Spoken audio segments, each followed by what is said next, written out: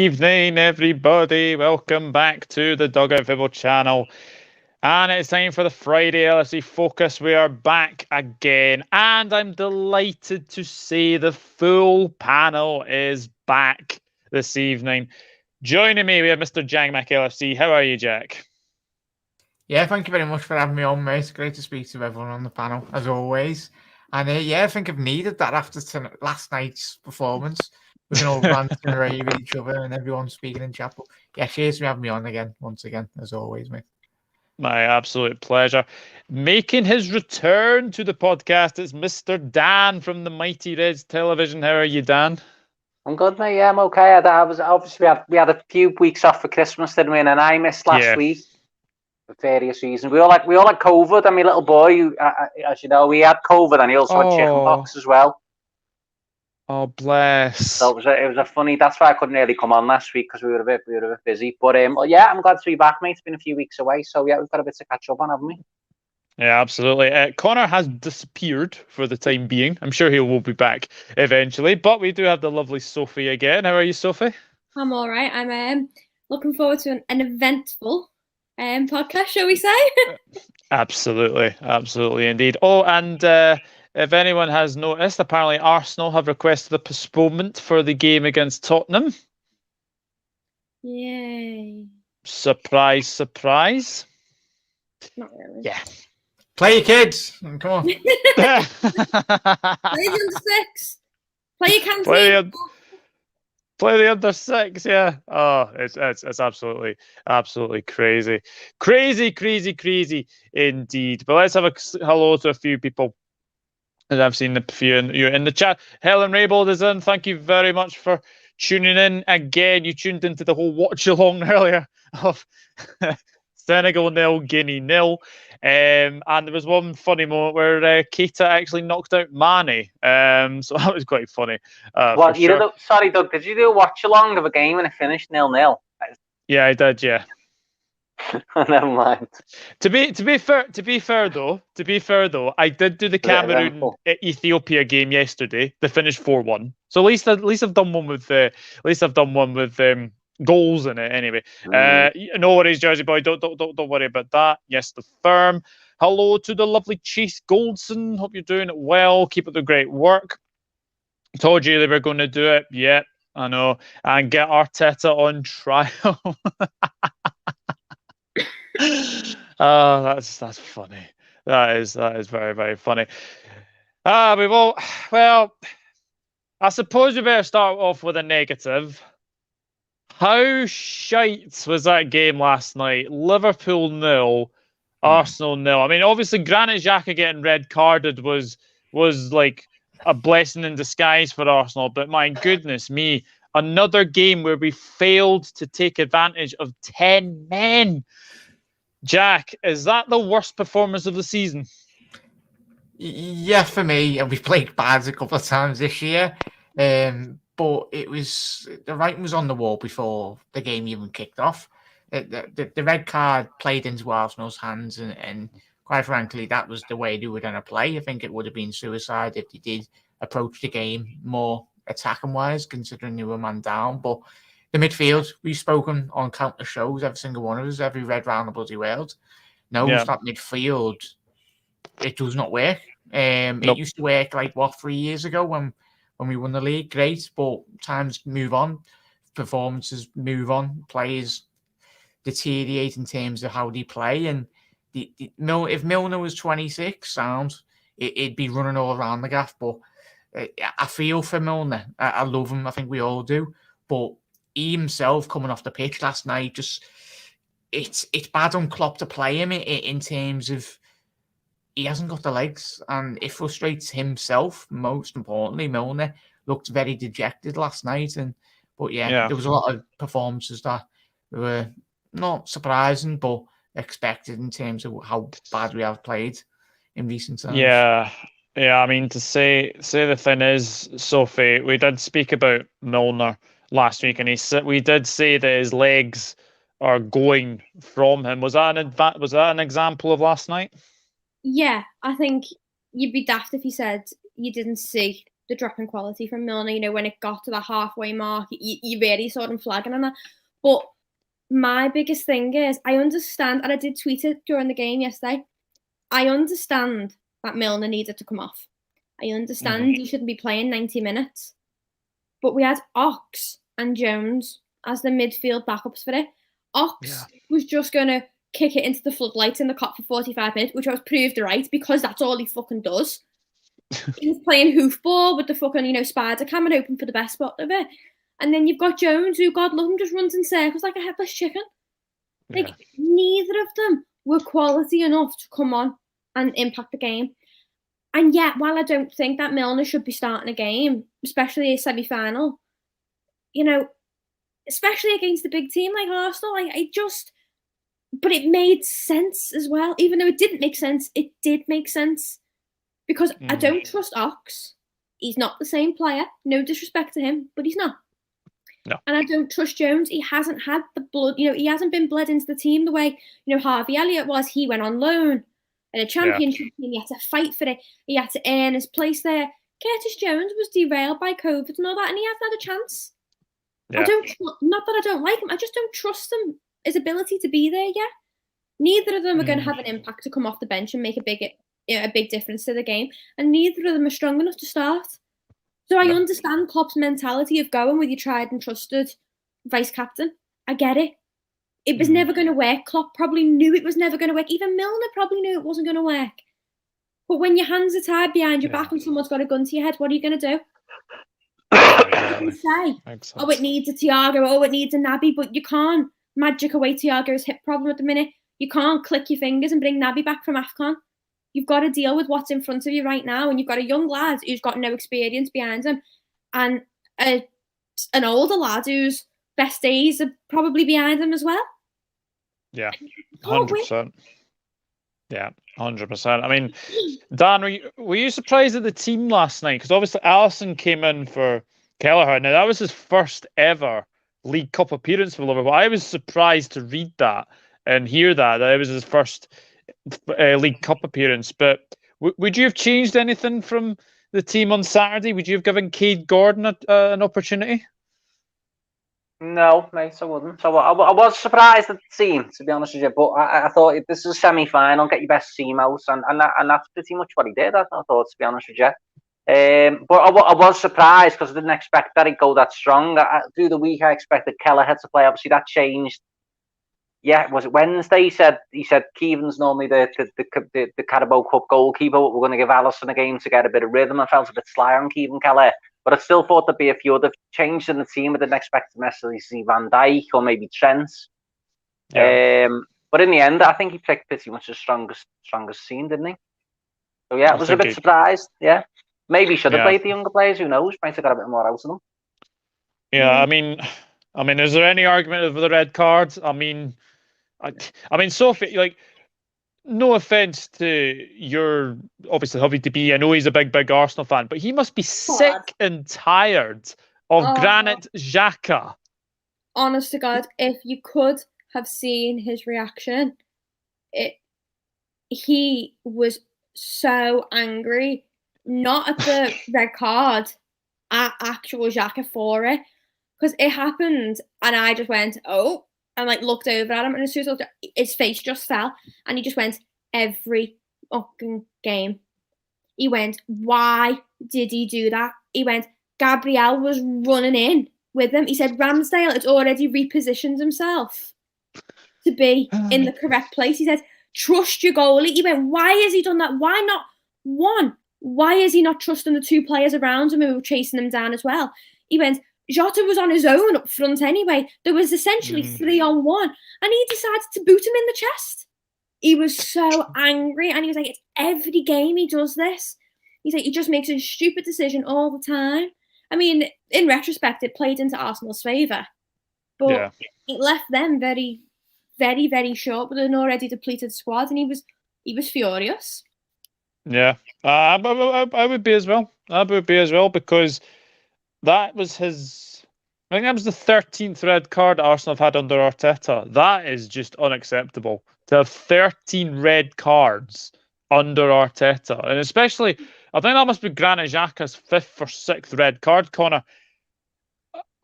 Can Arsenal even trust this guy anymore? He is a liability. He's the guy that they've given a new contract to, so probably yes, they can trust him. Is it trusting him or having another option? Well, it's another option, I guess, but it's a lovely option to have. No, look, it's just a common thing under Arteta at the minute. I get that, like, he's trying to probably put this style under of, like, we have to show, a bit of that Mourinho type football, but, like, there's a way of doing it and then doing it the Arsenal way, which, is another thing. But, yeah, to be fair, I think the red card, it spoiled the game, didn't it? Practically. And it's something that Jurgen has to figure out on how Liverpool to break down teams that are going to do that. Yes. We couldn't do it against Chelsea. We couldn't do it against Arsenal. It wouldn't even have mattered if we even had Mo and Mane, in my opinion. Yeah. I think it's something that Jurgen has to figure out. And it's all good, Trent, we all know how good Trent is on the ball, Robbo on the ball, but you have to have a plan B instead of just crosses. And that, for me, yesterday is what Liverpool just didn't have an answer to. And and it's something we have to figure out, and it has to figure out quickly, because, teams like, we all said for years, teams like Burnley, Newcastle, they'll just do that against us. And sometimes it'll work, sometimes it won't. But, it's the perfect thing to do against this Liverpool side, like 9 times out of 10. And Jurgen does have to figure that out sooner rather than later. Yeah, absolutely. Let's see what some of you are saying about the boring game last night. Go on for your great podcast, Douglas. I can't help it. There is a special treatment. I can get it. Yes, Jersey Boy, I'll send you a link. Don't worry. I'll get you a link. Just give me a wee minute and I'll get that to you. Someone needs to have a word with our fans to stop shouting shoot every time near the box. It's a joke. Can we just talk about this just off topic? Like, this is irritating me, and I don't know about the rest of yous. Like, it's funny when you're 4-0 up and it's 85 minutes and Hendo scored a screamer, and every time he touches the ball you go shoot and the cop's screaming. That's when that shoot is meant to be said. But when you're 0-0 and your fucking centre-back is making, let's go on an adventure runs through the midfield, your best form of players coming from your centre-back, shout and shoot at the halfway line is not an appropriate response. Like, it was like the crowd at Anfield, but in a different world last night. And they had no concept of what was actually going on around them, no awareness. Just stop, shout and shoot. Yeah. Oh, and I'm sorry, but these Tory shouts and Maggie's in the mud's getting sang to death now. That's got to wind its neck in as well. That's doing me as in, we're not a political party. Stop using Anfield as your political rest. Like, we're there for footy. It's all right singing, after Tories and Maggie's in the mud, every now and then.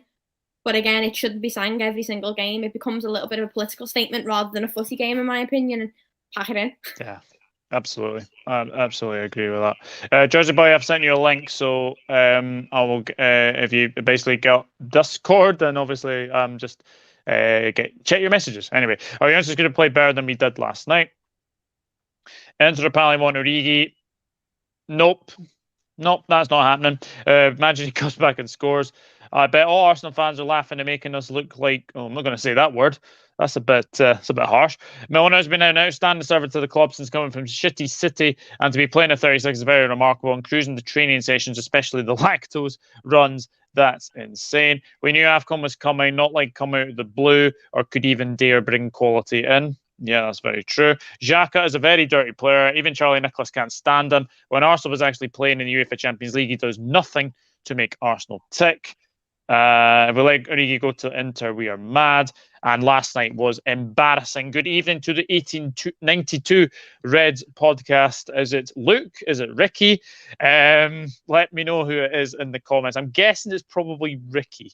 Because I did see you have a big rant on Twitter. Anyway, but it is only half-time in the tie. Connor, can we go to the Emirates and win? Of course we can. Look, it's a completely different game. But the one thing I will say, Liverpool have thrown away a huge advantage. Because if we thought that our crowd last night was going to, be hostile, I think Arsenal's is going to be up there next week. Arsenal have a crowd. No, right? Last time I checked, the Emirates was as empty as the Etihad. No, nothing's as empty as that. Come on now. But look, it is a completely different game. And look, I think Liverpool, if we can sort our crap out, then yeah, we can easily win the tie. The thing is, Liverpool can literally turn this game. This week we'll be speaking about it's embarrassing. Next week we'll be speaking about battering Arsenal 4-0.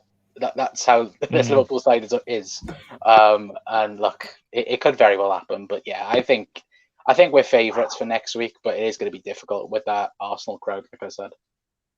Yeah, absolutely. A warm welcome to Jersey Boy. How are you, Jersey Boy? Good. I'm sorry for being late, but God, yeah, yesterday was ridiculously boring. I did a watch along on Ryan's channel, and I was literally falling asleep for 90 minutes of the game. It was just so boring. I was literally screaming, shoot, shoot, shoot. I can't believe it took 85 minutes to even get a shot on goal. Ramsdale and Alisson literally did nothing all game. They literally could have been reading a book the entire game. Yeah, I think you just summed it up perfectly. Like, no shots on target against 10 men. That's very, very worrying. But we have to say that, yeah, Arsenal did park a big yellow dicker bus, but you have to say that they did well. They did well, and they go back to the happier team. Should have took advantage. At least Matip can play 3 different positions: centre back, mid, and a number 10. Matip was man of the match by a long way yesterday. He was impeccable. A long way.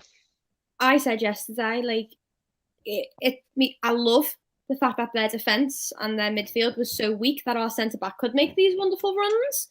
But then equally, I was very concerned in that our best form of play was coming from our centre-back. We were producing nothing else. Like, Matip was doing all this work from the back line, running it to the goal line, and they were just looking at him like, okay, what do you want us to do? There was just no communication in that final third whatsoever. Yeah, absolutely. Yep, it's Ricky, mate. How are we starting a 36-year-old Milner in midfield? Not acceptable. Just proves Klopp does not trust Ox. I don't trust Ox. That's a different. No, again next Thursday. Well, thankfully I'm actually back at work next week. So if it is 0-0, then obviously we'll go to penalties and it'll go to extra time. Captain's side pass needs to sort it out since signing that new deal. He has been so poor. Yeah, Henderson wasn't great last night, but a lot of them weren't great. A lot of them were not great. Does Jersey Boy collect football kits? Yeah, No, absolutely. I don't. I love how you all Liverpool fans take every chance you can try and bash City. It's absolutely hilarious. Oh, because I compared the Emirates to Etihad. I was wondering that anyway. The 2 keepers could have sat in the stands. Yeah, absolutely. Evening, Douglas, putting the hours in today. Hi, chat and panel. Yes, if everyone did not realise, I did stream earlier. I streamed a 0-0 draw between Senegal and Guinea. It has to be said, Naby Keita getting man of the match was a big plus for me. Thought he was excellent. Trent looks sharp. To be fair, Trent gets a pass, right? Trent has just come back. He's had COVID. I don't think he wasn't the same Trent last night, let's put it this way. But he's allowed an off day. He'll be back against Brentford at the weekend, and I think he'll be fine. Aubameyang has been sent home with a heart issue.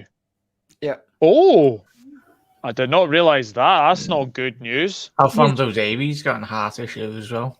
So, concerning how many players that I mean, I know it comes around, like, historically, you get a big surge of heart issues in players around a certain age, and then you hear nothing for ages, and then it happens again with a new set. But there's a lot of players now in the last few months or so with heart issues. It's concerning. Yeah, Sergio Aguero had to retire. Ericsson. I don't know if he's still. Ericsson. Has Ericsson managed to get another move? No, but a good thing is I saw an interview. Ericsson has confirmed that he wants to be in the World Cup squad next year. So he wants to. Oh, that's good I news. don't know where, but if I were to estimate, I think he's going to go to Ajax. I think he's going to go Ajax. Interesting. We will come on to Salah, Ricky. We will come on to Salah. Should we play the same team that played the last game before the Arsenal game? Yep. No. I think you've got to play your stronger. I think, as Jack said earlier, I think you've got to play your strongest team in the semi-final. It's happening more often. Yeah. How are you guys? Hope you're all good. I'm doing tickety-boo, my friends, and I think everyone else is doing well. People can have heart issues without even knowing. Hi, Brian, we meet again. Could it be COVID with heart issues? There was a lot recently. I don't think so. I don't think it has anything to do with COVID, but you never know. You're going to get that little group of people who are going to blame COVID, and at the end of the day, we all have an opinion on it, but unless you're a licensed medical professional or a vaccine expert, then I think you just need to keep your comments to yourself, because you don't know if these players have ever had heart issues and just not declared it. You don't know. So making assumptions and judgments and making people feel bad for making an informed decision as a human is not really an appropriate thing to do. Just leave it alone, I think. Yeah, definitely. Do we really need to put Alisson, Trent, etc. back in? Yeah. I was surprised by Alisson. Surprised Alisson came in yesterday. I really was. I thought should have stuck Ali up front, mate. Try and get ahead. Yeah. Is Gordon any worse than Taki? If not, he should be an option. Nope. Absolutely not. Salah's agent must have been watching last night thinking negotiations went up. There's a lot of speculation that COVID affects the heart, so we might be seeing more heart issues in the future. That's not good news. Speculation. Yeah, I mean, Trent and Alisson could have played Brentford game instead. I think they will. I think they will play. I think they will play Brentford. Taki is very poor. To be fair, Ricky, Taki. You did have set me off, Ricky. Set me off and all. One Jack. No, Ricky. For me, Taki, what's he got to do? He's not played many games this season. This isn't just the whole Twitter fan base in general. He tries his best. Don't get me wrong. There was so much pressure on that last shot. And 9 times out of 10, he usually probably would put that in the back of the net. On this occasion, he'd miss. If it wasn't for Taki, we would not be in the semi-finals, and that's facts. If it wasn't for his goals. And yet he missed the penalty. But this poor lad, he's tried his best, and it's all to do with confidence. Football is thrive off confidence. And if he was starting, 35, 36 Premier League games a season, and he was missing those opportunities, then sounds. But he's on scraps really in terms of minutes this season. I love the lads. Hopefully, I want him to score more goals, and hopefully he does step up against Brentford if he does play. I'm confident in him, but it's difficult when you're coming in and out of a game.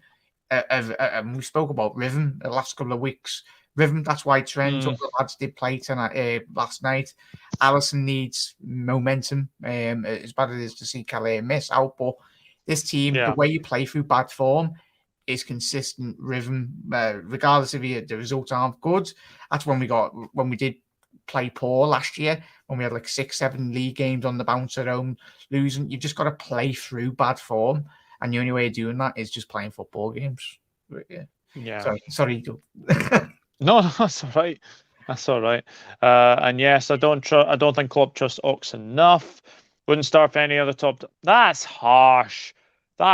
He's not shit. He can't.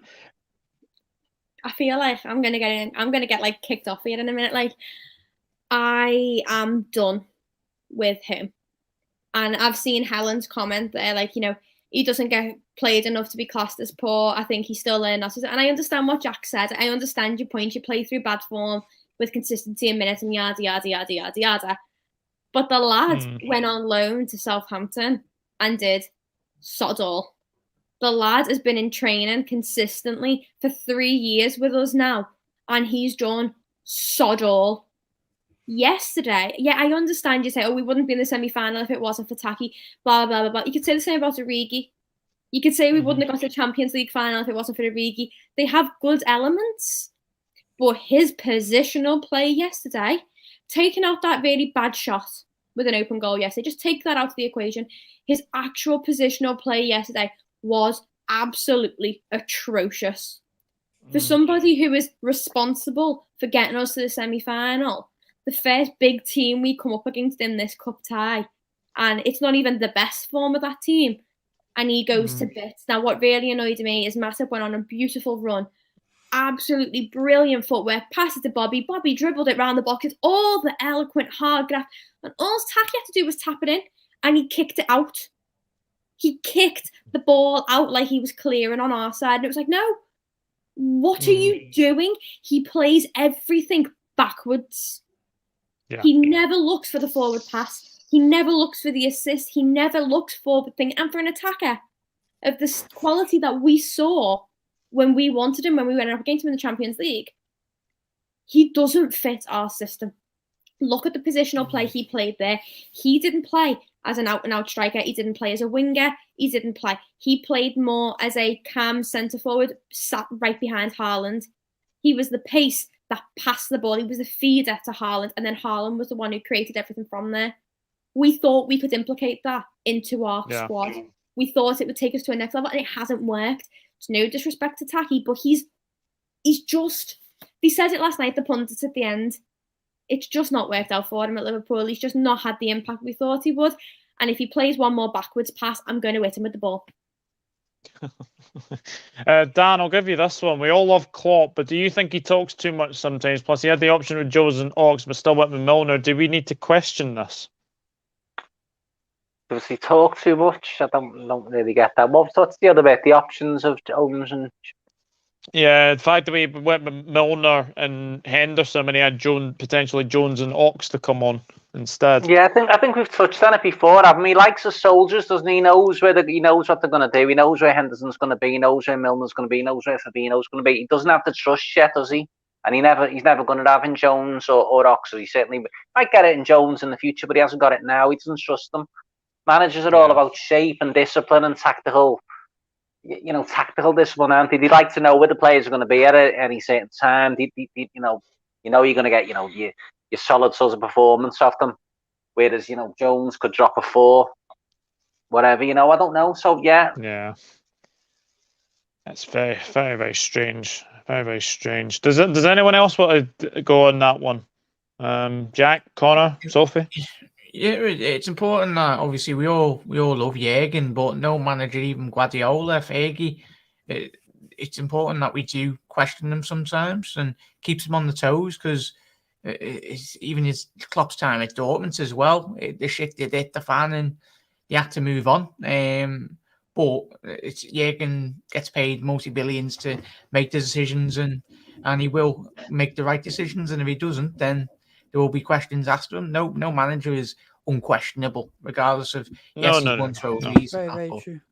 Yeah, but it's important. That's the whole point. Everyone's opinions about the beauty of social media, and I mean, we've got to respect everyone's views, and that's why we love doing the shows, mate. It's important that we do question Klopp sometimes, and rightly so.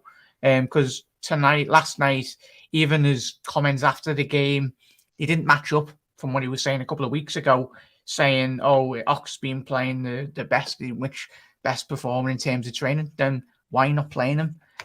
Because that was a game where we needed the ball carrier to actually just have a go at Arsenal. But yeah, sometimes his comments don't match up, but we all love Jurgen, but no manager's unquestionable for me, mate. Yeah. I know quickly said that I 100% agree with you, Jack.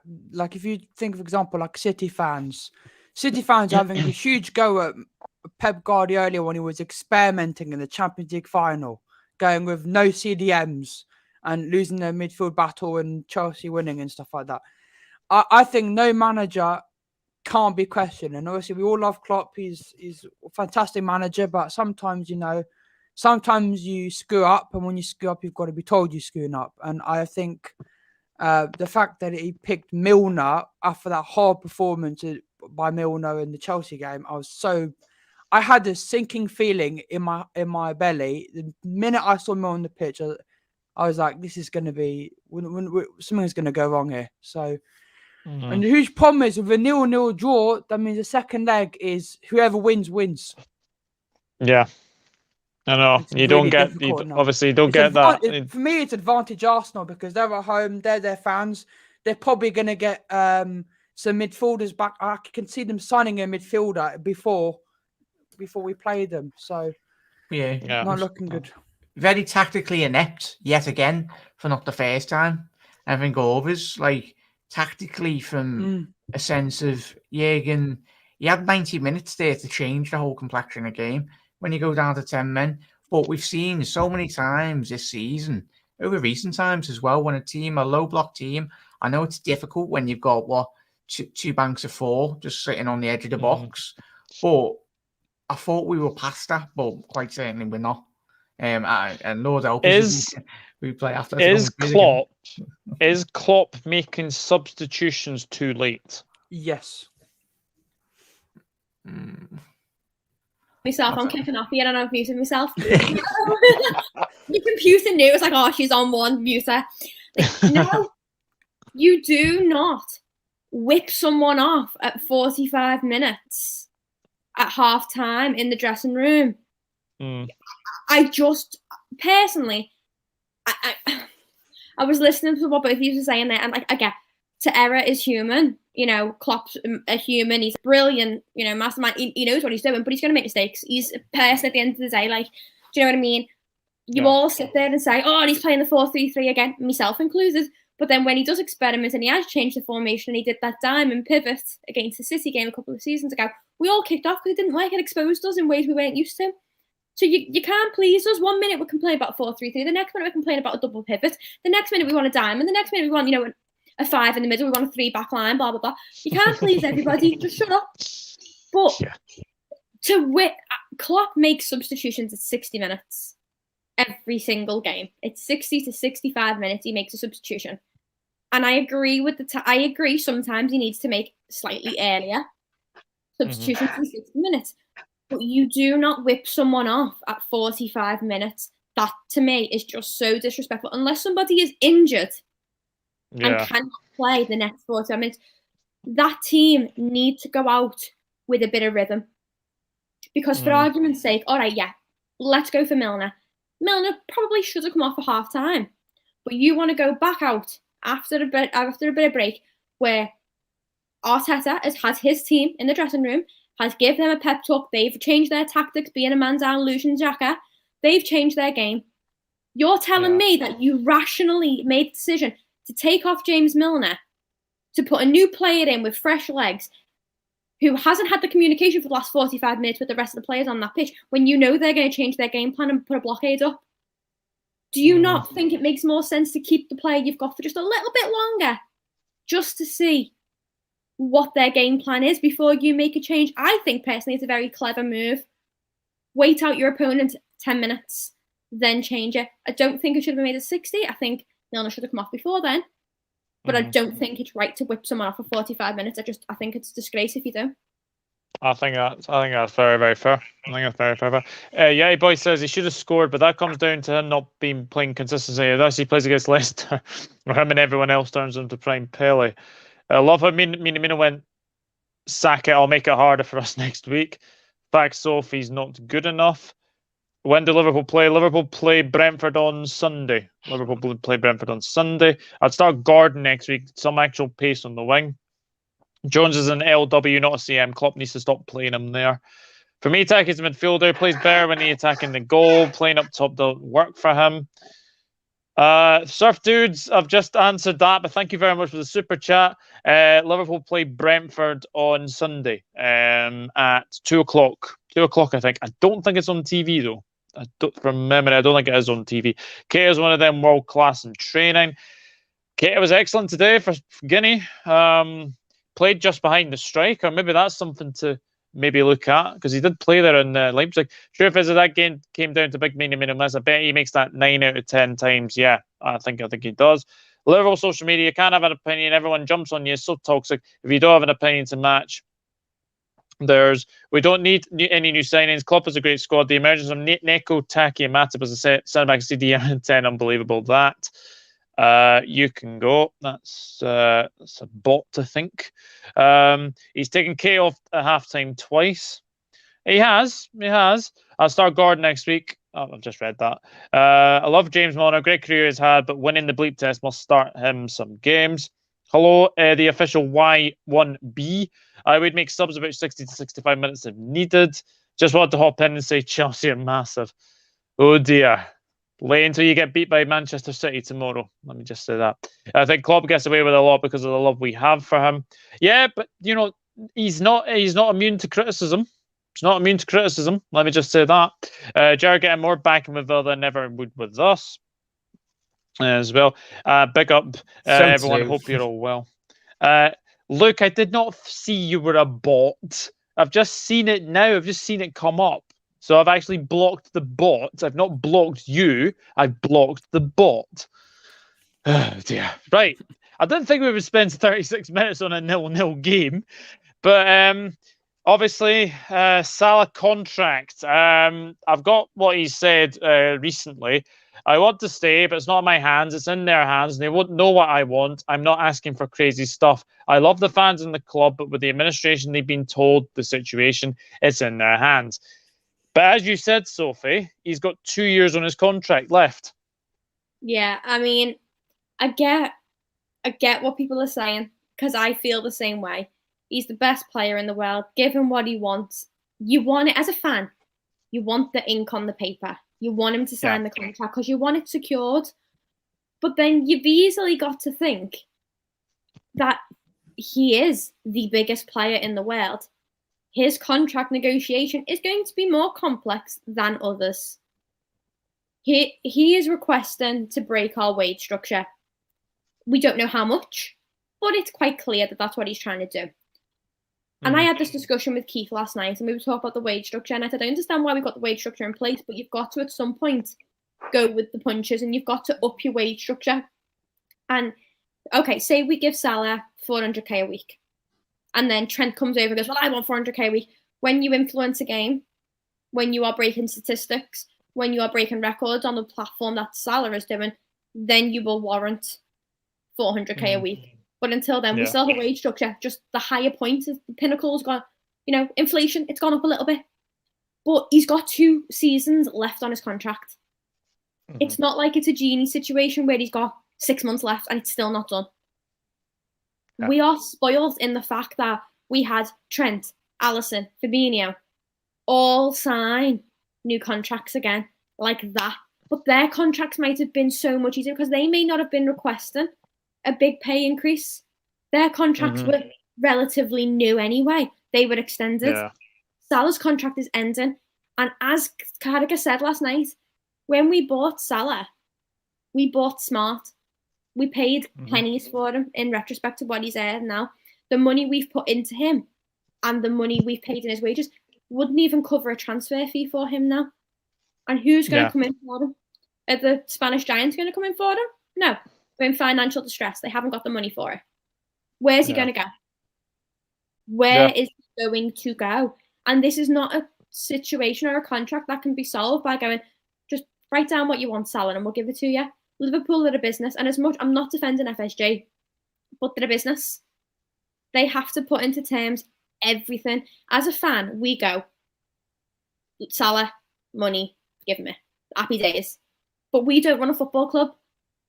We are not worth 30 billion and run Liverpool Football Club. We do not know the ins and outs of the paperwork and everything that goes in it. And it's all well and good saying, well, he'd go to City for 500k and all this.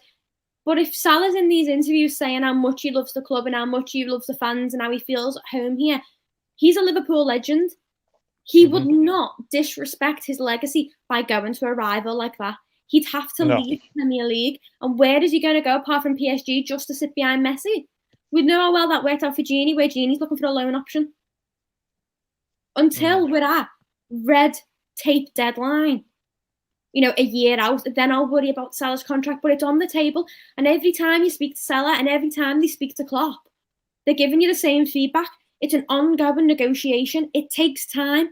We're having the conversations. We're not at a stalemate. They're not budging. We're not. But it's not a case of that. There is a dialogue going on. You've just got to be patient. Just give it a bit of time. Mm-hmm. Yeah. And that's my rant done. Absolutely. Klopp is a brilliant manager, but his press conferences are awful. Just comes up with a different excuse every game. I'm not saying anything. If you double Salah's wages, 6 players still get paid more than her. When did Salah turn into a girl, Luke? Pretty sure this happened with Genie. Guaranteed his agent getting calls, PSG, Real, Barca. I mean, I'm not, with the greatest of respect to Barcelona, right? They are finished as a top club. I'm sorry, but they are. They are. You can. Barcelona fans have not been the same since the Liverpool 4-0. Barcelona have been average at best this season. Got beat 3-2 by Real Madrid in the Super Cup there. Barcelona are not the same. And I don't think they've got the same pulling power that they once had. So he ain't going to Barca. Madrid, he ain't going to Madrid. Sorry, he's just not. Pogba is one of the most overrated footballers I've ever seen in my life. Probably had more haircuts than trophies than he has a bit in Manchester United. Enough said. And Ronaldo is a whiny little bitch. So enough for that. Hey, Helen, all good, thanks. Hope you're well, says John Moore. Hello to Victory George. Thank you for tuning in. Liverpool should pay Salah before he goes to... Oh, Jesus Christ. He ain't going to Madrid. How many times do I have to say it? He ain't going to Madrid. Keedham is rated. Wait, what? I was in a very, very good... Madrid will probably go for Mbappe. That'll be that. Yeah, they're getting Mbappe to play on the wing, not Salah. If a big enough offer comes up, I don't think he would accept. Sorry. I've said it already. The longer it goes on, the worse the fans get. Thinking Salah walks out, we the fans would never forgive FSG. Honestly, please do not get me started on FSG. Please. Just don't. PSG. Man City offer 500k. No, he wouldn't. No.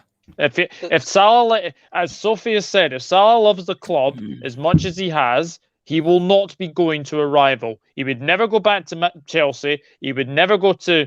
Well, he would never go to Man United. I mean, he's too big for that lot anyway. And City... Nah, don't say it. Don't say it. Barca get in the house in order. Madrid are going to spend... Madrid may spend big, but Barcelona, for me, are finished as a football club. They are. And Liverpool have 220 million to spend in the summer after not spending because FFP. Jack, do you want to wait on the Salah contract situation? Are you concerned, or are you keeping calm like me? And so yeah, Soph was absolutely 1,000,000% spot on as always. I think Salah, if you're looking at it from his point of view, possibly behind closed door, he's probably waiting to see what Liverpool do as well. I know we all love to speak about Liverpool buying players, but from his point of view, and for me, it's always, we spoke about it on the channel already loads of times, mate. If Jurgen signs a new deal, I think that'll be a massive indication for Salah, because obviously he's watched all of his teammates sign a new deal. And I think the last domino to fall possibly could be Jurgen Klopp signing a new contract, possibly, but both of them won't sign it unless they know in the next couple of seasons, because there is a massive rebuild going to happen in the next couple of years. Because the average age is about 29 years old. There is going to come a point in time where we need to spend money, but on the right players, the right time, and the right value. But yeah, as Soph said, 2 years is a long time in football. And if that's 2 Champions League qualifications back to back, or even possible 3 this season, that pays Salah's wages straight away anyway. So yeah, don't have any worries, and especially if all the Liverpool fans around the world are buying these new kits for £100. So yeah, we'll have enough money. Connor? Yeah, I agree. I think the initial stress of it over the last few days, Mo said this, what was it, 6-7 weeks ago, when all of it came out to begin with, and everyone's just resurfaced it because of this interview and that. And look, like Jack and Soap said, it's stuff like this. It takes time. And with City, it didn't, because everyone keeps comparing this to Kevin De Bruyne's contract and so forth. Man City can do that. They can go out there, they can go, how much do you want? Okay, we can settle this, blah, blah, blah. Get it done within a matter of weeks. With Liverpool, it's more complicated because we go to sign someone now in the summer. Say if Mo does agree the deal now, and we go for example, Jude Bellingham. Bellingham could go, well, I want £250,000 per week. You're giving Mo this amount, and it just adds that pressure. And we took, and everyone going, oh, I've seen a couple of people saying, if we didn't get Mo, we could replace him. For me, that's a no. Look how long we took to replace Mascherano. It took 8 years. No playing in Wales football, does it come? No, exactly. For Fabinho for me was the replacement for Mascherano. It took 8 years for that. I don't want to wait 8 years for the next, player like Mo Salah. And for me, there isn't going to be another Mo Salah. At the minute, he's arguably the best player in the world. Liverpool haven't had that. Yeah. The only player we've had that is Michael Owen, which we all hate now. But it's stuff like that. At the end of the day, you have him here right now, and that just settle it down. Make if it's quiet, then that means it's good. If it's like how it has been, then you do go, okay, maybe it is that. But for me, if it's super, super quiet, then things are going well. And I think things are going well. Jurgen said they're going well, and they're happy at the minute. And like Soph said, it's 2 years. 2 years is a very long time. Klopp wouldn't allow it, would he? He wouldn't allow Salah to walk out the door. I tell you, he would literally rip every desk up in the FSG offices and kick off, mate. Because he's like us, he's a fan, and he will proper. I'd love to see Jurgen Klopp flying the world documentary. Him just going mad, having a couple of berries and just screaming at the boys. Going, what was that? Oh, imagine. I'm pretty sure he's done that, but yeah, calm down, everyone. So, Dan, are you staying calm about this whole Salah situation?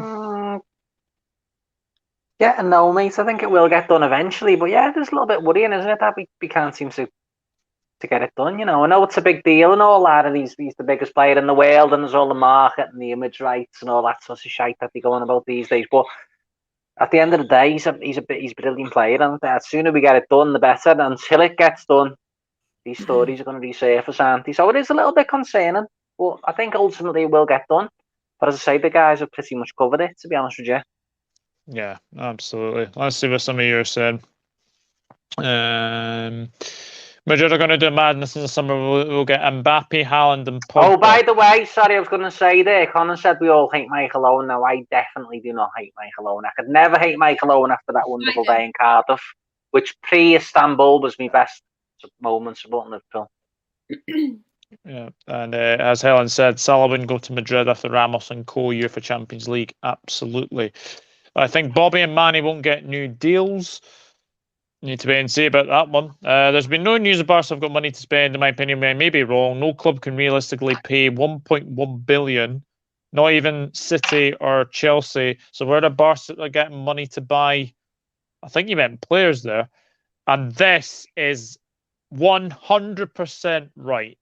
Without us competing with City, this league would be a joke. 100%.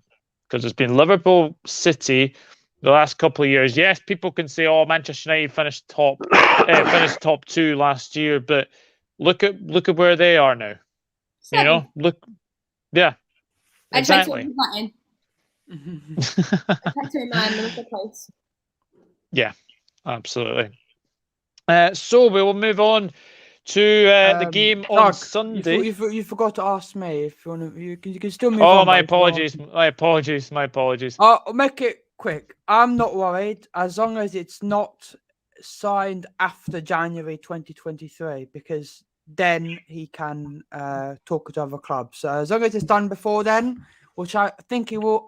If I were to predict, I think it's going to be done mid-April. Mid-April. I think mid-April. I think in mid-April they will do it. I just think it's like when Messi was trying to get his new contract before it all fell through, it took a long time. I think mid-April, I think before the season ends, they will get it done. My worry is will it affect signings in the summer? But I think they will get it done in this year. Fair enough. I would absolutely agree.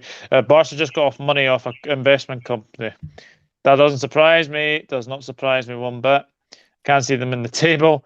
Oh, they did. We still have to pay that back, so there is still debt. Yeah, absolutely. So we'll move on to the game against Brentford. Now, obviously, a 3-3 draw earlier in the season. I mean, draws have been so pivotal for us, Jack. We've drawn 6 games this season now.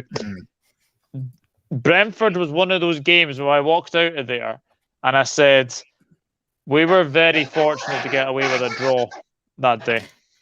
Yeah, most definitely. I think they had chances at the back end of that game, didn't they, to really punish us, similar to the Brighton game at home as well. But a lot of credit have been obviously pre-season kicked off. I watched a couple of games last year for their promotion challenge on Sky and that, and they're a very well run club, and everyone's like quite surprised at how well they've performed this year. But you just have to listen to a lot of their fans, and it's what they expected coming to the league, and that just shows the amount of confidence their fans, and especially it just stems from their great manager that they've got, and obviously the transfer philosophy. But they were shocking last week against Southampton. Well, last couple of days ago anyway, when they got battered.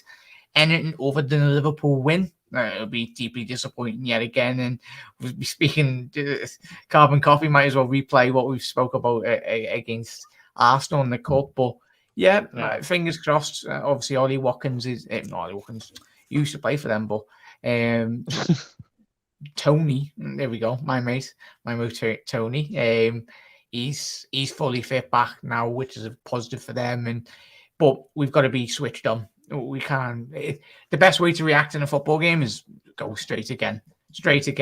A lovely 3-4-0 win. Be positive, get the confidence going as well. And obviously a couple of our attackers hopefully do get a couple of goals. But fingers crossed. It's not going to be as easy as I think all of us think. But I think Brentford are a side that will cater to Liverpool's positives, really. We'll find a lot of space in behind both teams. Not a side to come back and sit behind the ball, so they're not going to do that. So it's exciting, and I think as long as it's not like the 3-3, I think all of us will be happy. Well, at least I can say one thing, Sophie, we won't be in that McDonald's kit. My computer's having none of it now. Like, I'm trying to unmute it, and it's like, no. Thank God for that. That kit is hideous. It's shite. I'm sorry. I'm trying to be politically fair here and nice about it, but it's fucking horrible.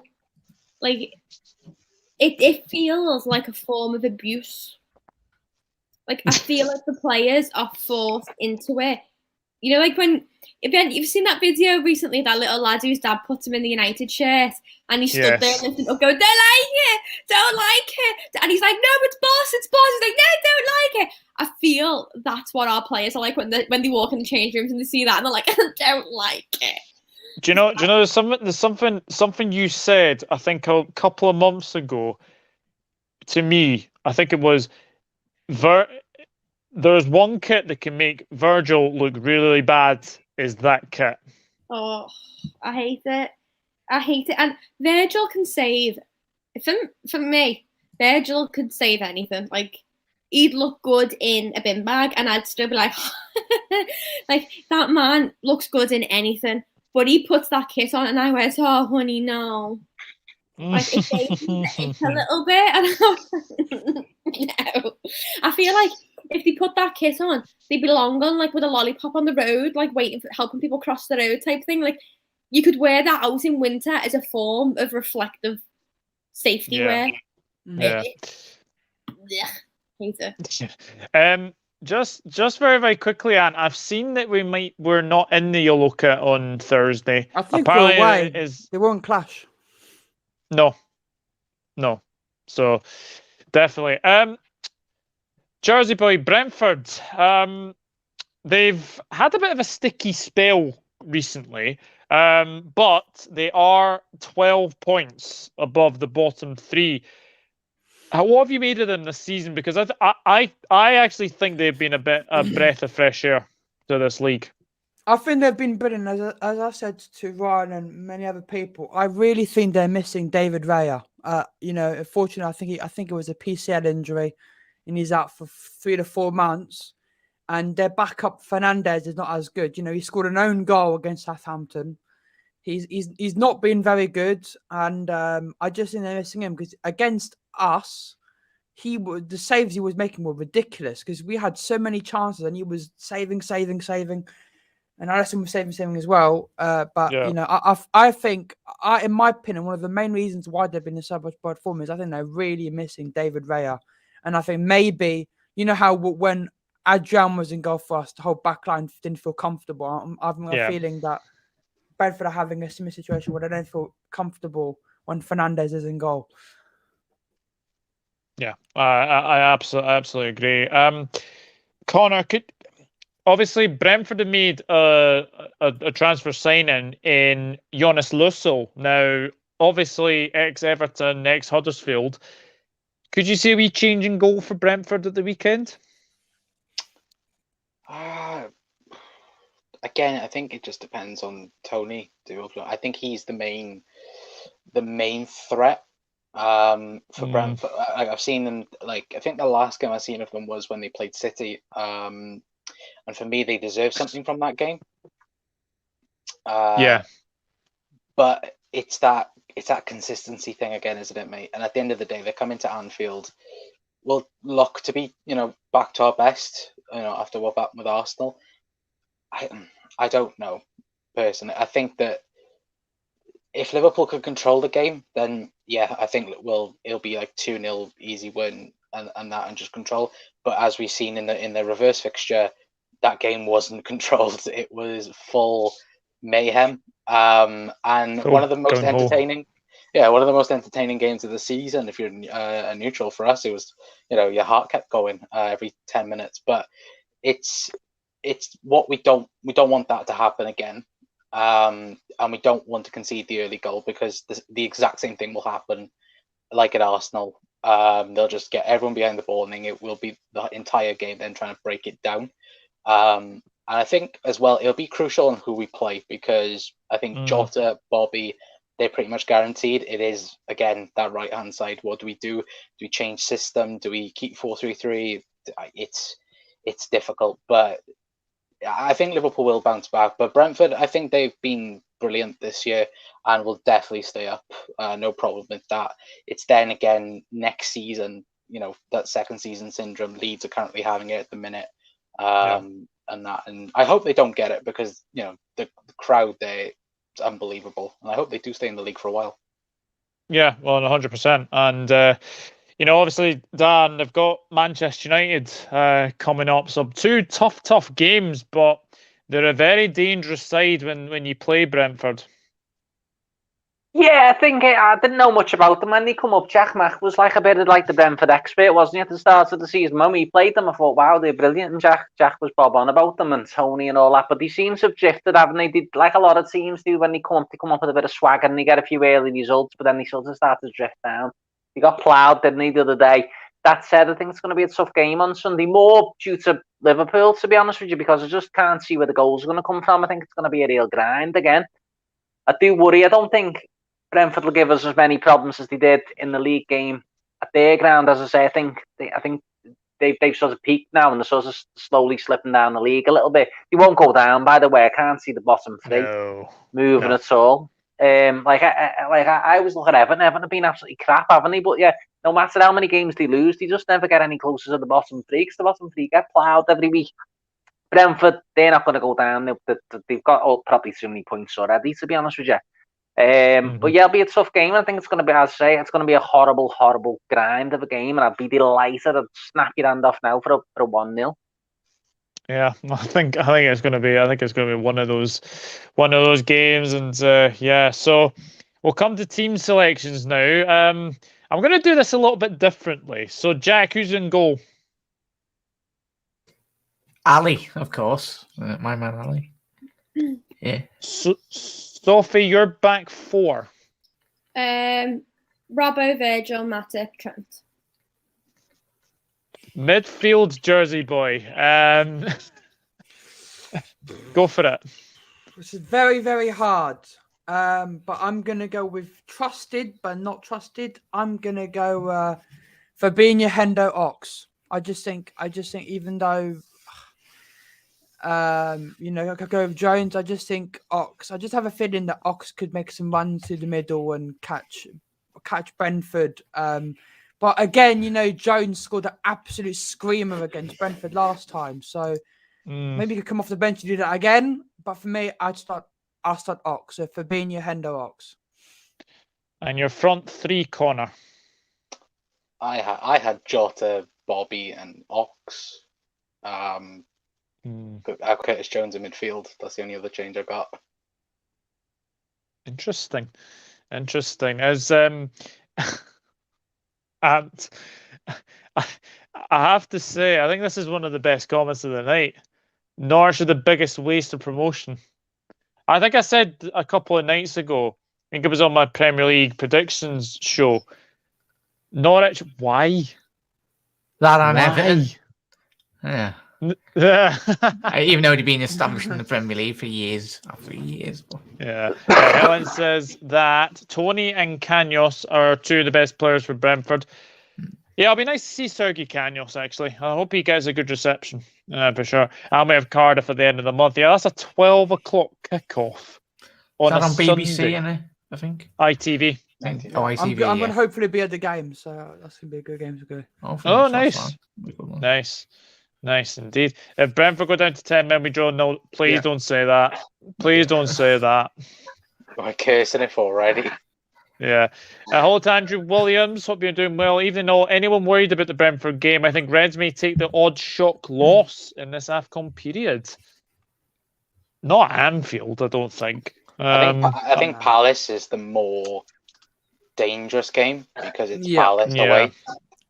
But I would agree. Not Brentford at home.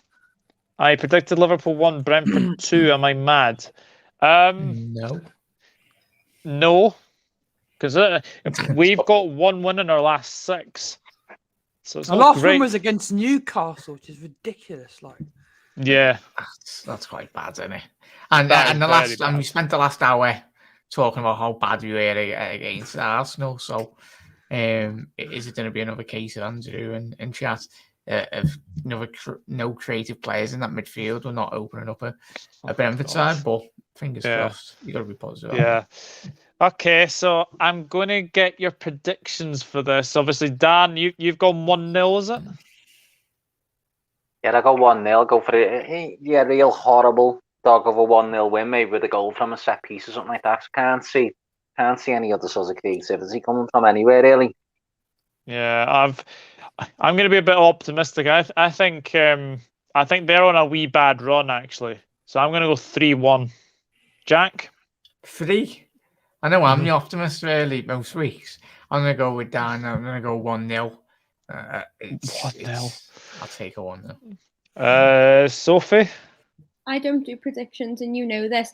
I got on a little bit of a good run, and then it went drastically downhill from there. So for the sake of Liverpool's points, I'm staying out of it. That's fine. No comment. I've had a similar thing. I've predicted loads. I was the only person last season in the predictions to predict Fulham beating Liverpool last season. So I've been in a bad form at the moment with my predictions, but I'm going. This is good, crazy. I can still us winning, but this is crazy. I'm going Liverpool 3, Brentford 2. I'm going. I just had the same game. I see us bottling the lead again and snatching it at the end. Oh my heart can't take that. I can see it happening again. I have a huge feeling we're going to be 2-0 up. We're going to bottle it again from defensive mistakes. And then we'll get a penalty or something and win it last minute. Look, this is my first Premier League match with my dad since I was a baby. We've not been able to go together. And I don't think either of our hearts could take a scoreline like that. A last-minute penalty. Me and my dad would be hanging from the rafters. Yeah, I'm gonna try and get to a game eventually. I just don't know when. But obviously I'll keep an eye out as well. Connor, what are you going for in the Brentford game? I'm kind of sad that Dan didn't say 1-1. Two names That's there. true. I was thinking Oh, Connie, New year, now, new what me. have you done? No, I'm kidding. I'm going 2-0. That's my prediction.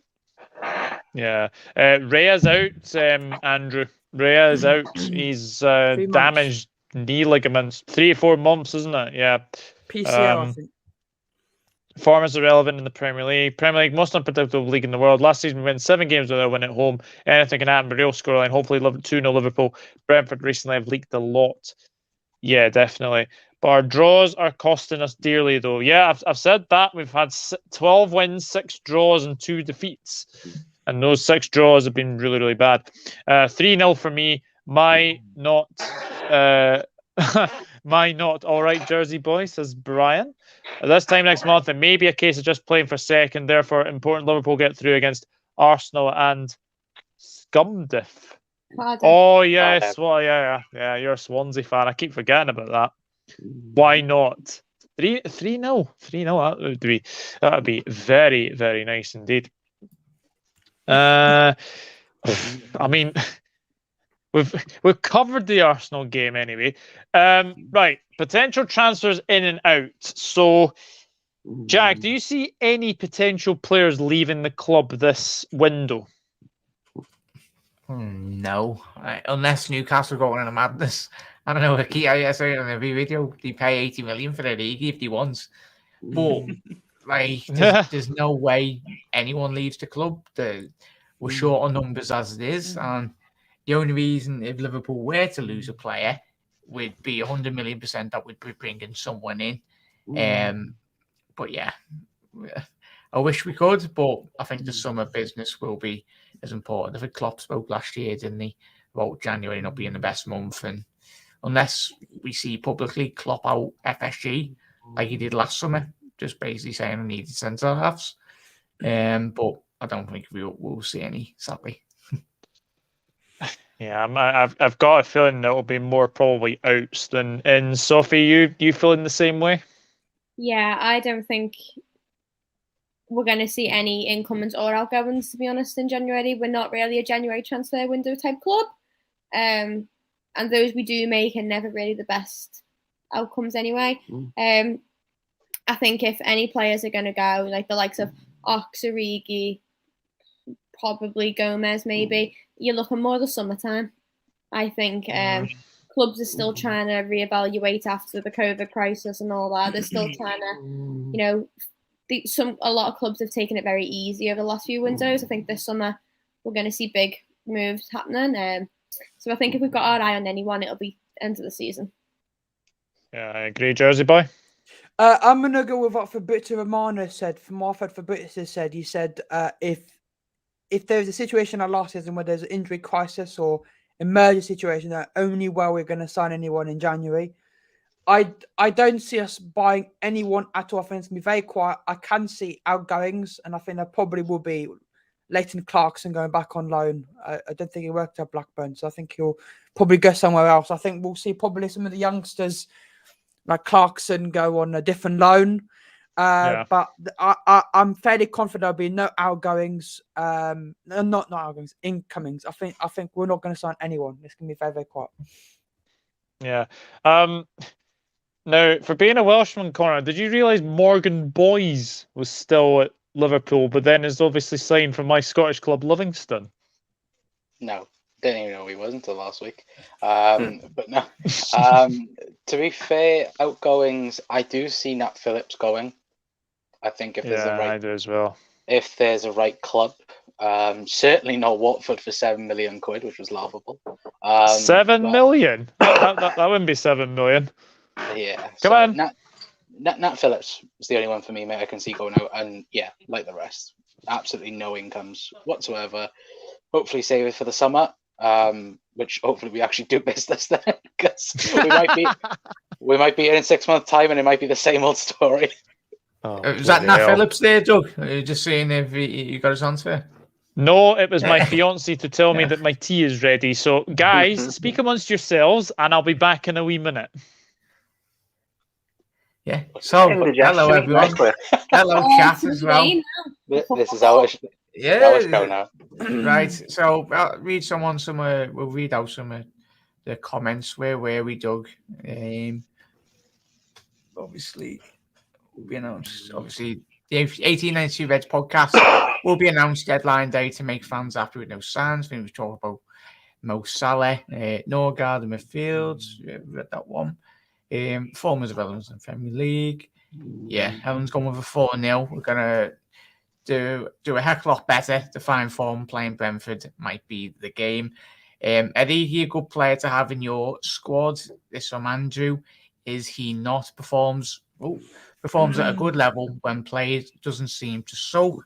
Yeah, I think all of us would be happy getting paid like what, 50 grand a week to do like what, 10% of our work apart from training. I think it's for the league. He's never available when we need him, is he? Yeah. No. All summer, the whole idea all year, we thought, we'll keep him for the AFCON. We need him for the AFCON. As, we were going to get better than him as fifth choice. But now the AFCON's here, he's injured.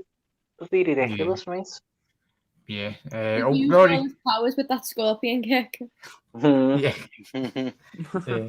He's Devils United saying hello, Doug. How are you doing, everyone? Thank you for tuning in. Rory's gone with, would like to see both Ox and Jones play. Give them both games time ahead of Thursday. I would like to think we can get a 2-0 win on Sunday as well. Jack, get your score predictions in. I know my score predictions have been terrible. I think I've got like one game right this season. Everything else just a Porter one, but we always batter them, don't we? Andrew's gone with Liverpool will be getting a player back into the club. Reece Williams' loan period has been beyond calamitous. Sorry for all you to hear this, but he is the worst player I've ever seen in my life. Andrew, come on, lads. My man got his top 4 last year. He is awful, though. He is awful. Yeah. I've never seen such a young man who's obviously physically fit run so slow. Yeah. He is very slow. It's the reason why he's a centre back. He was getting up. You know what though? He actually used to play in the Klopp era. I seen a picture of him the other day. He was playing in goal. He was playing goal, and it was only about 4 years ago. Don't know what happened there. Hello. But, I hope you haven't been bad. He was trending last week on Twitter, so I had a little look, and the Swansea's on loan at, they were absolutely slaughtering them. Oh, but the funny thing was, Williams. Who did he play for the year before? Was it Kidderminster or Steven? Yeah, Like that. And even they said he never excelled. They said he was a bit rubbish, and he was crap for us. I'm sorry to say, but yeah, Reece. I'm worried about Reece Williams. I must admit, and obviously Andrew's. I wouldn't worry about him that much, though. Have you seen his girlfriend? She's stunning. He's a professional footballer. I wouldn't worry about him. Yeah, he's on like 20 grand a week. He's never going to be a Premier League player, but he'll make a professional somewhere. I wouldn't worry about him too much. Well, worst case scenario, just become a model. He's about 6'5", so it's easy. Yeah, we do need to improve our squad, that's for sure. Hello to the lovely Maisie. Thank you for tuning in. Hello to Rory Fitzgerald as well. We'd like to see both Ox and Jones play. Give them both game time ahead of Thursday. I would like to think we can get a 2-0 win on Sunday. Yeah, absolutely. Liverpool are getting a player back into the club. Reece Williams' loan period has been beyond calamitous. Sorry for you all to hear this, but he's the worst player I've ever seen in my life. Wow. That's not good. Milner's 37. Yep, I did see that. Again, I blocked the bot. I did notice the chat was a little bit slow going up, but yeah, I have definitely blocked the bot. He's beyond bad at all. If you search for him on Twitter, his performance of 12 minutes sub was the worst I've ever seen. Wow. Jeez. Hello, Helen. Hello, everybody. How long are you live for? Hello, Jersey boy. Would you want Genie? But oh, Jesus Christ, Genie is not coming back. Can we just? You know what? I know Doug and I had conversations, didn't we, when the Genie going on loan rumours first came out, and at that point in time, we had Thiago. Hendo was playing really well. We had that lovely dynamic of Fabinho, Thiago, and Hendo. We had that lovely little thing with Elliot as well, and then obviously that's all gone to a crock of shite. And I remember me and Doug had like a full-on conversation, like, "Oh, we don't need Genie back. Like, our midfield is adapted. In his absence, we've had to evolve," type thing. And me and Doug were very much like, "Don't bring him back. Don't bring him back." And I'm now sat here going, "Bring him back. Bring him back." Like, but I just loved Genie, didn't I? Though, like, he was my fave. But Yeah. I just think if he's going on loan, and our biggest problem right now is our midfield, I wouldn't say no. It won't happen, but I wouldn't say no. I'll be jumping on that bandwagon. I was screaming at his dad watching the game last night. I was like, Genie covers these spaces and he allowed shit. Like, he was so underrated from our fan base. It was a disgrace. Like, and because he didn't bang 20 goals a season from midfield, he's shit. Yeah. But no, we missed him so much. And like, just last night, I think my dad was sick of me. I think he's all probably sick of me at this age after watching that game. But I was just like, he picks up those spaces, and we spoke at long length about that game. Not to repeat it, but done getting. But get Jenny back. Yeah, definitely. Well, if nothing else, just for the fact that when that song comes on, instead of it going and it's going, oh, we can't sing it. We can all just chant that. Can we just bring it back? Because I get sad singing that song without actually having Jenny. Yeah, definitely.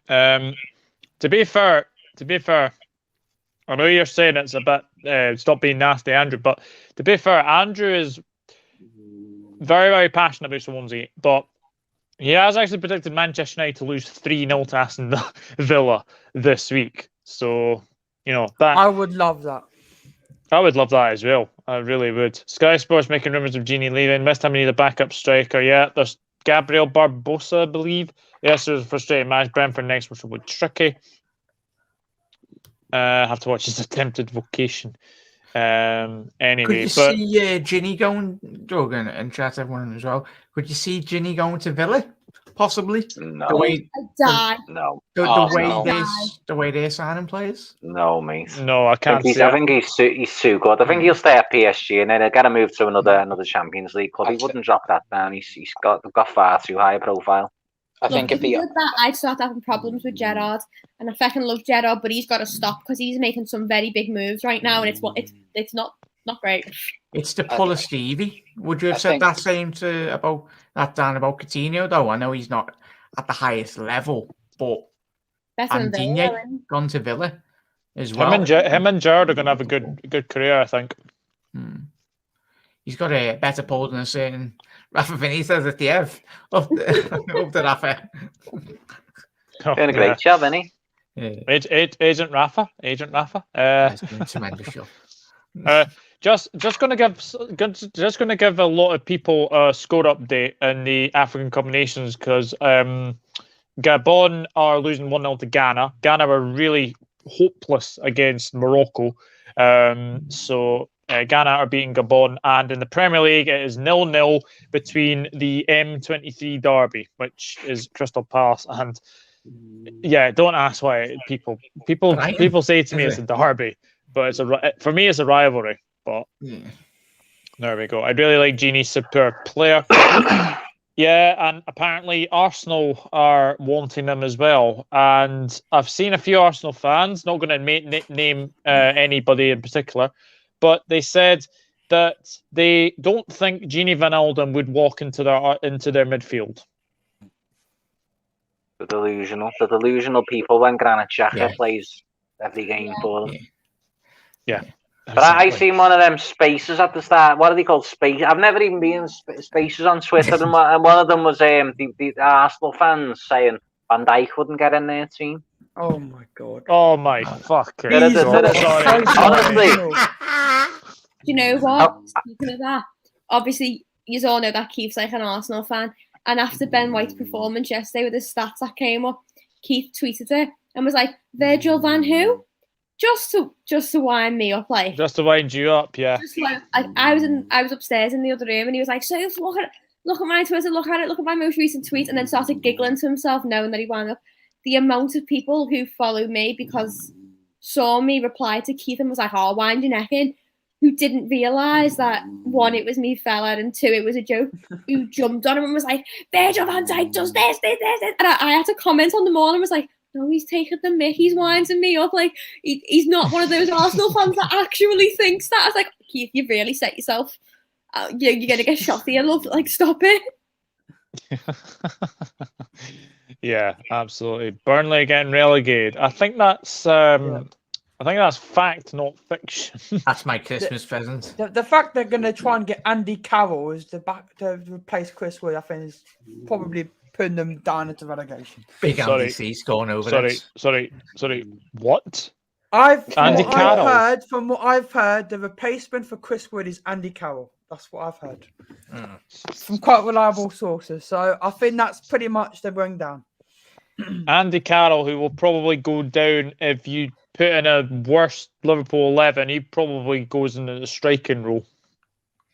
He was that bad. It was just funny. Burnley also got their game postponed versus Leicester. Yes. Yeah. Funny that they sell their best player to Newcastle and they get their game postponed. Like, you know, and apparently from what I'm hearing, Arsenal have sent 2 players out on loan. Like it's Balogun and That's I can't their remember fault. That's their Maitland fault. Niles. And now they're wanting the game postponed against Tottenham. Oh, how convenient. I know.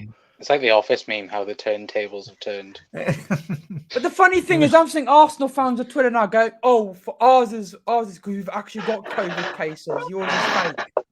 I'm like, well, it's I think the 13-player rule should only be if it's due to COVID, and not because of injuries. Because they could, Leeds had so many injuries, but not COVID cases, and their game didn't get postponed. So yeah. I think it's a disgrace the game for Arsenal gets postponed. Yeah. Burnley did not let Wood go. He had a release clause, which meant they could not have refused the 20 million. But yeah, it's 20 million plus 5 million in add-ons, which, wow. Chris Wood is not worth 25 million quid. Let's put it that way.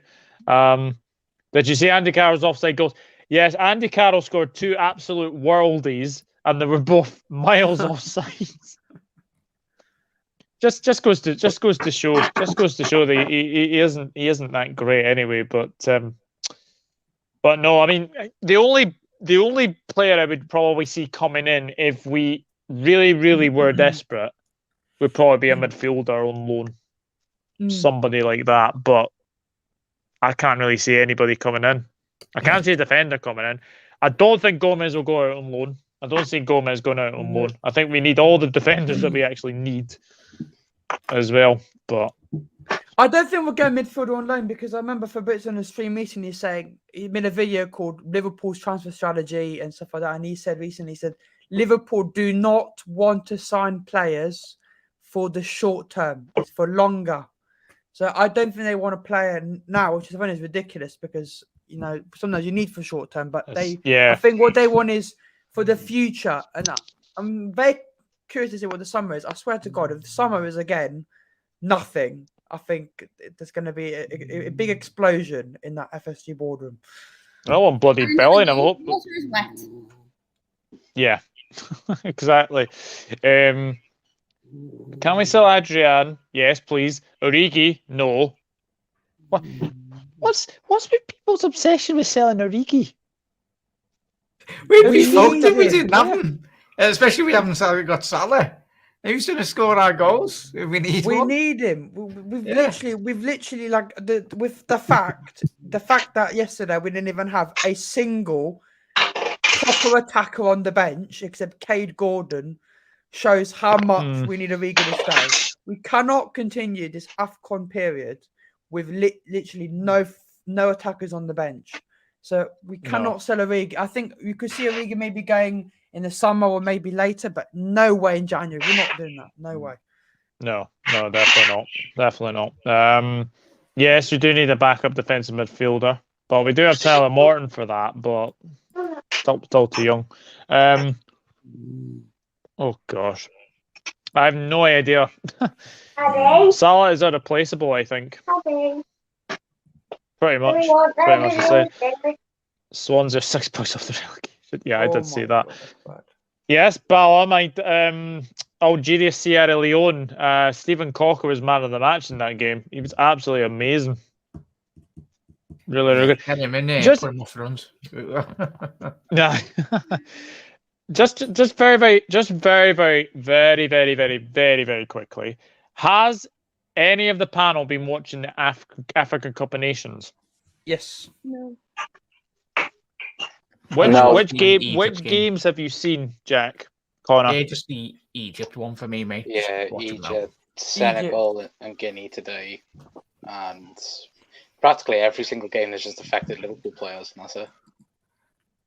That's fair enough. I'm That's fair enough. watching it Jersey just boy? in case no injuries. I've watched a little bit of the one today, which Aubameyang was supposed to play in, but of course he's got his heart problem now at the moment. So Yeah, get well soon. I think that game is still 0-0. So I've watched a little bit of that, and I watched obviously Egypt, Nigeria. I thought that was a fantastic game. Iheanacho proving why he's an underrated striker. Very good, very, very good goal from him. Salah was kept quiet, which is a form of kind shot. But again, he didn't get any service. The fact that, Egypt only have really Salah and El Neni to really push the team. And I think if Egypt had better players, I think Salah would be... I just think Salah, the players he's giving the ball to, they just do nothing. So, but I think AFCON's been very interesting. Very interesting, this. It has. It's kind of lit up recently. Origi top player. Wish we could play him against him every Wales game.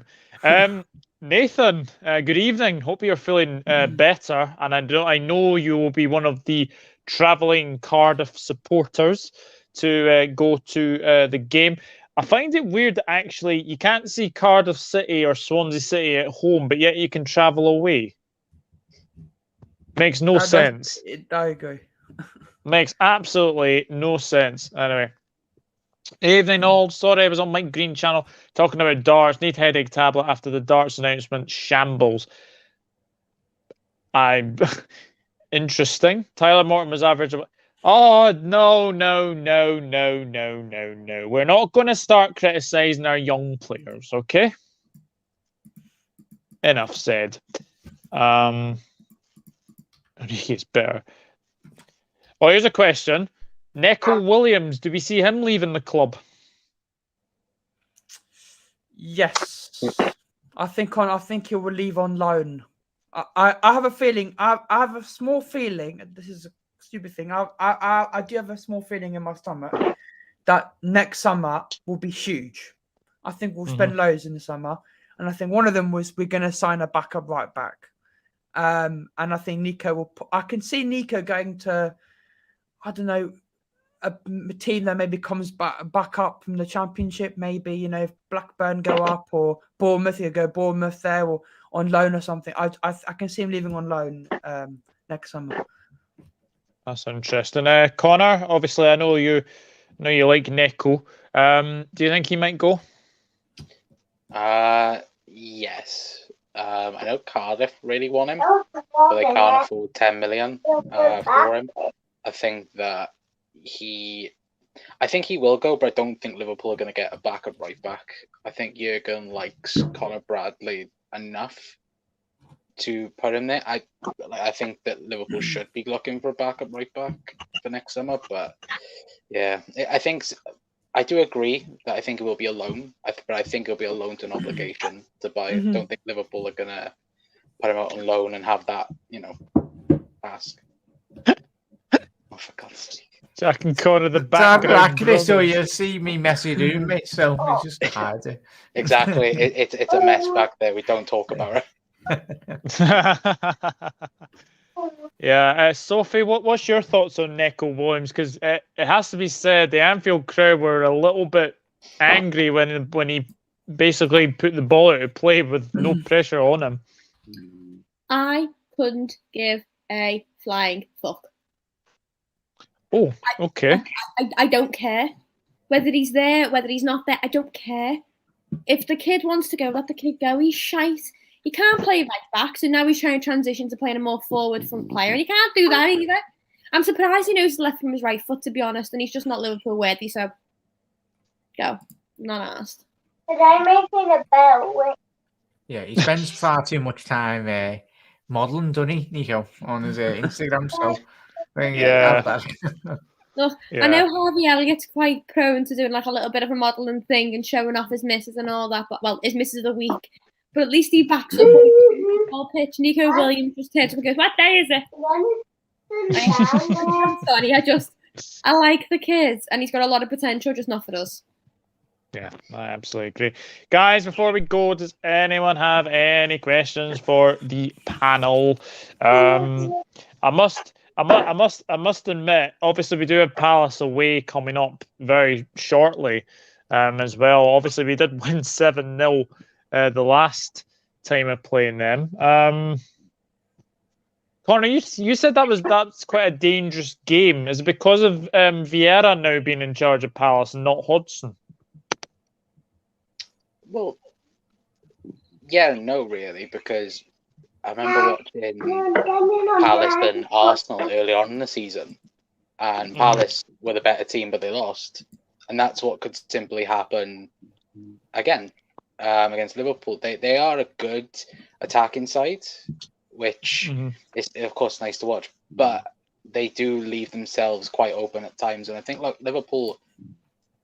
It's whether or not we can get that balance without Mane and Salah, and I think there is an opportunity to slip up there. Of course, we have to take the maximum points against Brentford to capitalize on Chelsea or Man City dropping points now on the weekends. Yeah, simple as.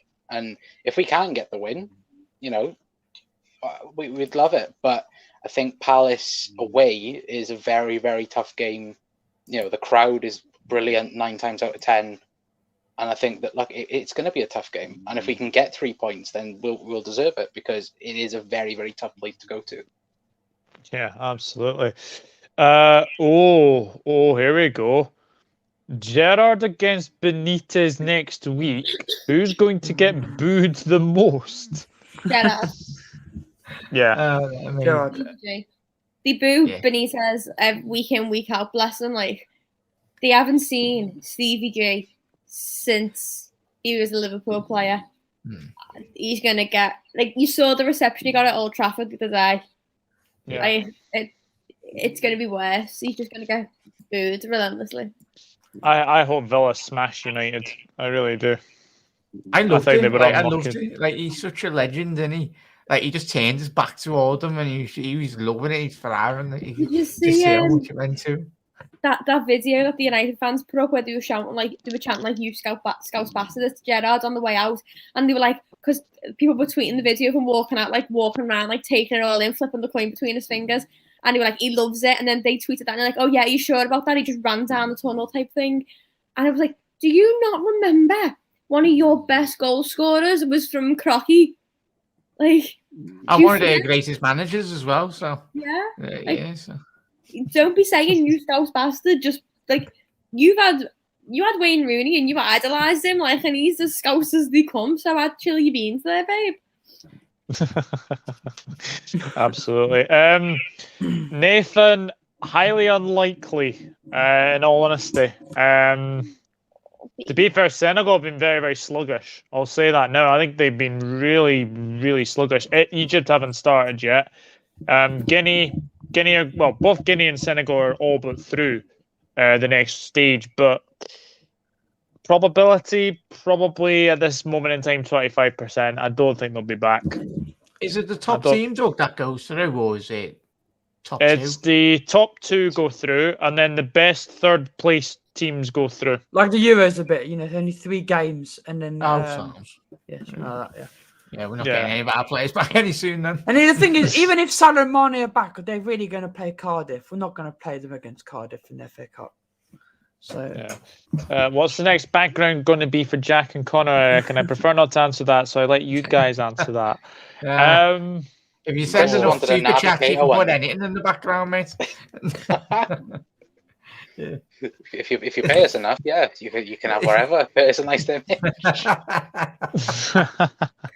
That'd be funny. I'm going to say Connor will get a Naby Keita one. Everyone thinks this.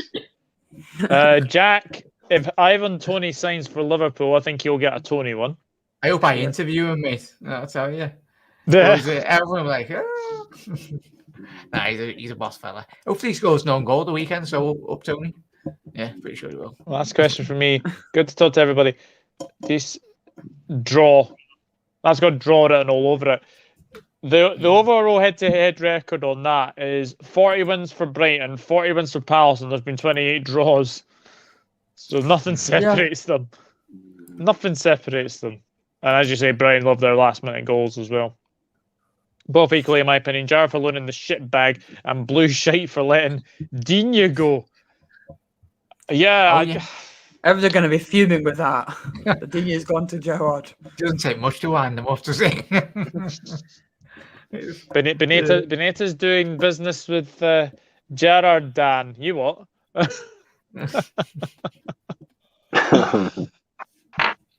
Funny. Well, that's the winner draw. I don't know. Hello, elevator and escalator fan. I don't care about other teams unless Gerrard was at us. That's fair. Unless Egypt and Senegal get knocked out, then an outside chance. Senegal are through, unfortunately, so they won't get knocked out. Ronnie literally has a statue outside Old Toilets. Yeah, I know. Rooney literally has a statue outside. Yeah. Only one goal conceded, none conceded for Senegal. Boring team to watch. Yeah, they were very sluggish today. Connor should get a background of Will. Oh, I think that's a bit too far. To be fair, it doesn't bother me because I don't give a crap about international footy. So it's like, please go ahead. You would if you were winning the Euros, though, wouldn't you, Con? I don't want to hear it off you. Every single chance I hear off you, England are crap. Yeah, I know. Oh, Simon. Yeah, by the way, so penalty Brighton. Brighton got a pen. Brian got a pen? Yeah, Ooh. penalty Brighton. Mopai about to miss again. Remember the Gerrard Cup ear celebration of Villa when at Goodison? I can see the same with Gerrard.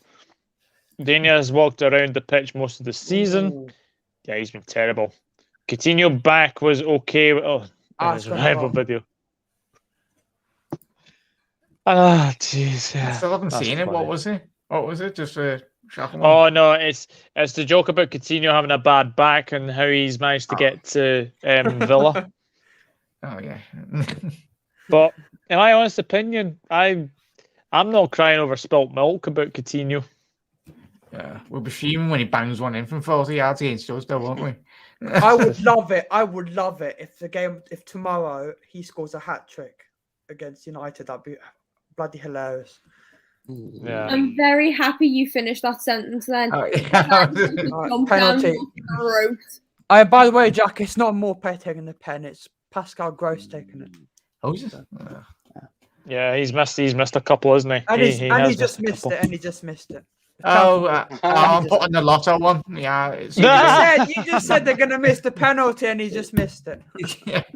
Not saying anything about Has it been saved by Butland or is it gone wide? Or I'm probably guessing it's gone wide. Just because. Jesus Christ. Players on the pitch as well. Well, it's a derby rivalry, wherever you want to put it anyway. No. It's he put it straight down the middle. Butland literally just catched it. Oh, he's trying to do a Panenka. I'm done, mate. Did he just try and do a Panenka, man? Pascal Gross, Andrew. Pascal Gross. I think he's trying to do a Panenka. Oh no! What? I think they've just scored. I think they've just scored from the corner. Oh, that's the most Liverpool thing going there. Right, I've got flash score, and it normally comes up the little thing. It normally says they've scored. So, yeah, they scored from the corner. They scored from the corner. Ugh. Actually, I don't mind anyway. Yeah, goal. There we go. Anyway, guys, it's been another fantastic podcast. I am going to get the rest of my, which is noodles. It's spaghetti. We didn't have any noodles, so we've had to improvise, which is interesting. But Jack, Mack, thank you very much for coming on yet again. What's coming up on your channel? Yeah, cheers, mate. Thank you very much for having me on. As always, love speaking to everyone. It's been great. It was a bit of a kind of a AA meeting. I was talking about obviously the Reds, but it was much needed after the result. But yeah, now just probably some transfer news videos, mate, and obviously post-match and pre-match shows. I'll try and get you on this week as well. But yeah, just the usual Liverpool content, mate. But thank you once again for having me on. No, not a problem. Sophie, thank you very much for coming back on. Sorry, I have to keep muting it because the dog's snoring away on my lap here. No worries. It was a pleasure to be back and quite cathartic having a little bit of a rant after that game yesterday. So yeah. Yeah, absolutely. Jersey boy, I know you joined late, but thank you very much for coming on. Do you appreciate it? I've got lots of stuff coming up. We've obviously got a preview tomorrow for the Brentford game, then watch along 1:30 on Saturday. Not Saturday, Sunday, sorry. And then obviously getting ready for I've got two big YouTubers coming on the One's channel on Wednesday for the preview for the Arsenal game. And lots of things coming up, but I think the next two games are crucial because Brentford, let's say Chelsea do lose, which I think we anticipate, we could then hopefully gain advantage, go over Chelsea and start, because I don't think we'll win the league, but we can go set ourselves for second place. And, unfortunately, now we've given Arsenal advantage. So it's going to be eventually in our watch along. All I hope is for the watch along on Sunday, I don't want to be talking about other topic other than football because the game is that boring. Yeah, absolutely. Connor, thank you very much for coming on. You got anything coming on with Cop Council? Yeah, preview tomorrow for Brentford. I'd like to do transfer videos, but sadly there is nothing to talk about for that good old clickbait. I've promised all month long. But no, look, absolute pleasure being on again, mate. And it's freaking feels like a long time since all of us have been on. I know. I was just thinking that. Dan, welcome back to the podcast. I'm guessing that the Mighty Reds Television has taken a bit of a sabbatical. Muted. Yeah, he's muted. Yeah. He's done a Ryan. He's done a total McKindo here. Bye. Apparently, VAR has come into question, and it is 0-0 now between Brighton and Palace. Oh yeah, I'm back in the game. Sorry, my phone's got a big crack on it, and I couldn't unmute myself. Oh, that's a pity. But yeah, I was just saying, does Mighty Reds Television just have a bit of another sabbatical? Yeah, I might rebrand. Me little girl said it should be called Old Man in a Loft, so I might rebrand and call it that from now on. Old Man in a Loft. Old Man in a Loft. Yeah. I do like that, guys. We will be back with you guys next week. I am 2 away from 1.6k. Goodness knows how I've managed to get there this time anyway. But anyway, we will be back next week. Hello, Brenda. We will be back with you guys next week. Enjoy your weekend, and hopefully Liverpool get a win over the Bees, and we sting the Bees. Yes, I have to have a dad joke. Yeah. I have to have a dad joke. Bye-bye, everyone. Bye-bye.